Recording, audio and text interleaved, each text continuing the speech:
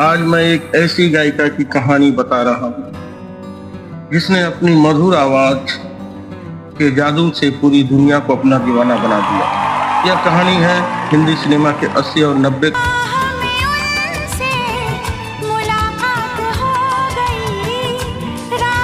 के दशक की उस आवाज की जिसने अपने शुरू से लाखों दिलों में जगह बनाई।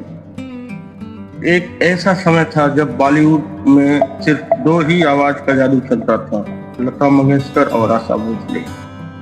फिल्म इंडस्ट्री में उनकी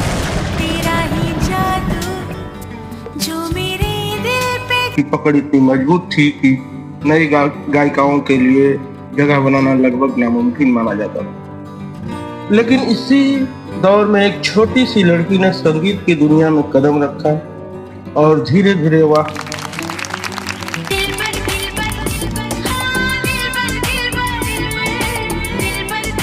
आवाज बन गई पूरी फिल्म इंडस्ट्री की पहचान। यह वही आवाज थी जिसे सुनकर हर फिल्म की हीरोइन चाहती थी कि उसके गाने सिर्फ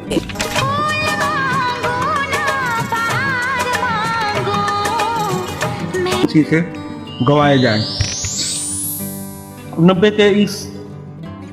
90 के दशक में यह आवाज बन चुकी थी सुपरहिट गानों की गारंटी। लेकिन इस सफलता के पीछे छुपा था संघर्ष, त्याग और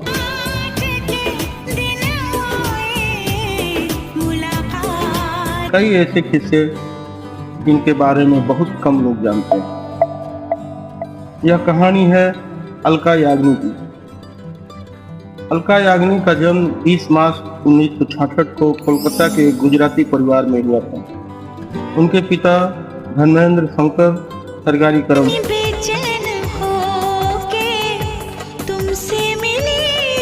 थे और उनकी मां सुभा याग्निक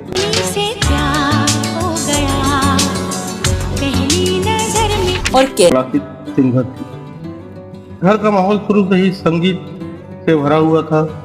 जब अलका अपनी माँ को रियाज करते हुए देखती थी तो वह भी उसके पास बैठकर गाने की कोशिश करती थी। धीरे धीरे संगीत उनके जीवन का सबसे बड़ा हिस्सा बन गया। सिर्फ 6 साल की उम्र में अलका ने ऑल इंडिया रेडियो कोलकाता के बच्चों के कार्यक्रम में गाना गाना शुरू कर दिया था। इतनी छोटी उम्र में उनकी आवाज सुनकर लोग हैरान रह जाते थे। यही वह समय था जब उनकी मां ने तय कर दिया था कि वह अपनी बेटी को एक बड़ी गायिका बनाएगी। जब अलका सिर्फ 8 साल की थी तब उनके माता पिता उन्हें छुट्टियों में मुंबई ले जाते थे और अलग अलग म्यूजिक डायरेक्टर, प्रोड्यूसर और आर्टिस्ट के चक्कर लगाते थे ताकि अलका को कोई मौका मिल सके।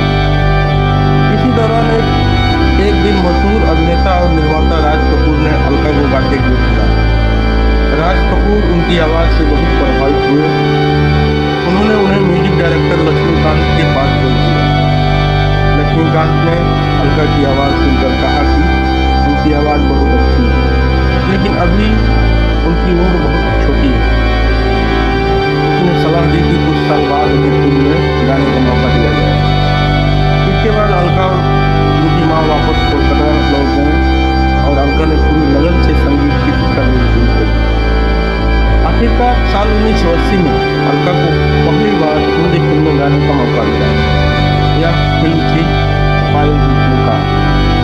हालांकि इस गाने में उनकी आवाज़ बहुत कम थी, लेकिन म्यूजिक डायरेक्टर उनके टैलेंट को पहचान चुके थे। फिर 1981 में उन्हें अमिताभ बच्चन की फिल्म लवारिस में मेरे अंगने में गाने का मौका मिला। यह गाना सुपर हिट हो गया और पहली बार पूरी फिल्म इंडस्ट्री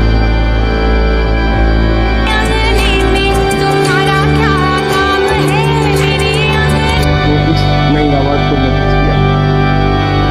लेकिन असली पहचान उन्हें मिली 1988 में मिली।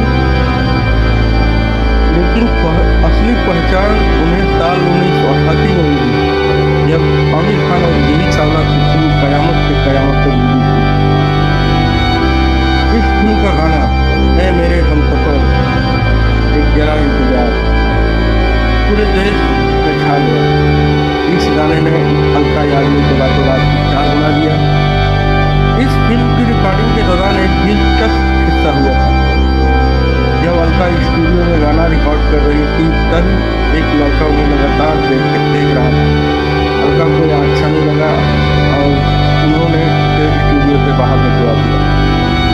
बाद में पता चला वह लड़का कोई और नहीं बल्कि फिल्म का हीरो आमिर खान था। सच्चाई जानने के बाद अलका ने उनसे माफी मांगी और दोनों अच्छे दोस्त बने। इसी साल 1988 में फिल्म तेजाब रिलीज हुई। इस फिल्म का गाना 1 2 3 इतना बड़ा हिट हुआ कि अलका याग्निक की किस्मत ही बदल गई। उसके बाद हर म्यूजिक डायरेक्टर उनकी आवाज में गाने रिकॉर्ड करना चाहता था। 90 के दशक में अलका याग्निक बॉलीवुड की सबसे लोकप्रिय गायिका बन गई। माधुरी दीक्षित, जूही चावला, करिश्मा कपूर, काजोल और रवीना टंडन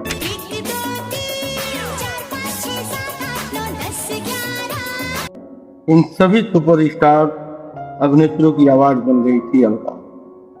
उनके गाने तू शायर है, कुछ कुछ होता है, दिल ने ये कहा दिल से आज भी लोग के दिलों में बसते हैं।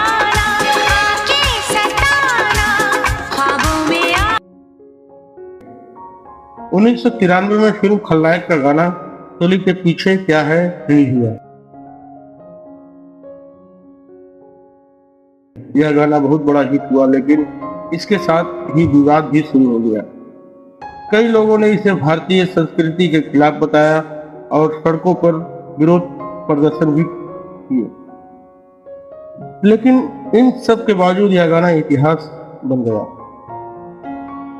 अलका याग्निक की प्रेम कहानी भी किसी फिल्म से कम नहीं। उनकी मुलाकात 1986 में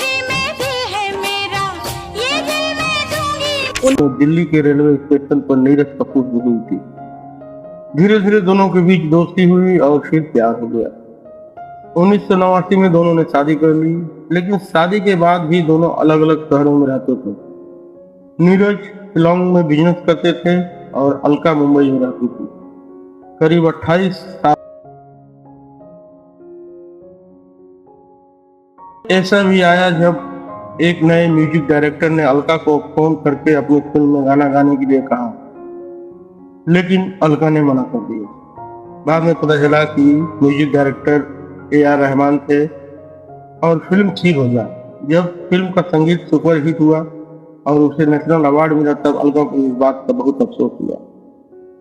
अलका याग्निक ने अपने कैरियर में हजारों गाने गाए, पर दुनिया की सबसे ज्यादा सुनी जाने वाली गायकों में से एक है। एक रिपोर्ट के अनुसार उनके गाने हर रोज लगभग 4 करोड़ 20 लाख बार सुने जाते हैं। उनका नाम Guinness book of world record में भी दर्ज है। साल 2024 में अलका याग्निक ने अपने फैंस को एक चौंकाने वाली खबर दी। उन्हें बताया उन्हें rare sensory nerve hearing loss नाम की बीमारी हो गई है। इस बीमारी की वजह से उनकी सुनने की क्षमता प्रभावित हो गई है। यानी जिस आवाज ने पूरी दुनिया को दीवाना बनाया, आज वही आवाज खुद अपने कानों तक पूरी तरह नहीं पहुंच पाती। अलका याग्निक सिर्फ एक गायिका नहीं, वह एक ऐसा नाम है जिसने बॉलीवुड के संगीत को हमेशा के लिए अमर बना दिया। उनकी आवाज आज भी करोड़ों दिल में जिंदा है। अगर आपको यह कहानी पसंद आई हो तो वीडियो को लाइक करें, चैनल को सब्सक्राइब करें और कमेंट में जरूर बताएं अलका याग्निक का सबसे पसंदीदा गाना कौन सा है।